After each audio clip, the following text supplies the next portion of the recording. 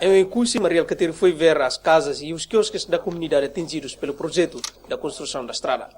O projeto afetou muitas habitações, mas a autoridade vai recuperar segundo o tipo de casa que a comunidade já tinha antes. Naturalmente que não foge muito do tipo de casa que eles têm, mas também não pode ser igual ao tipo de casa que eles têm, porque há casas que são mesmo pobres. E nós queremos também melhorar um pouco, aproveitar esta situação, melhorar um pouco as condições de vida da população. A população está contente com esta política, mas preocupa com o seu terreno que o Estado adquiriu para a construção de nova estrada.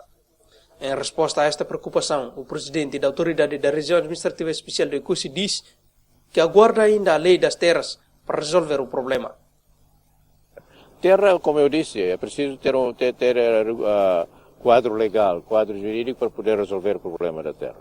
A comunidade diz que é propriedade comunitária, mas só a lei é que pode definir o que é isto de propriedade da comunidade.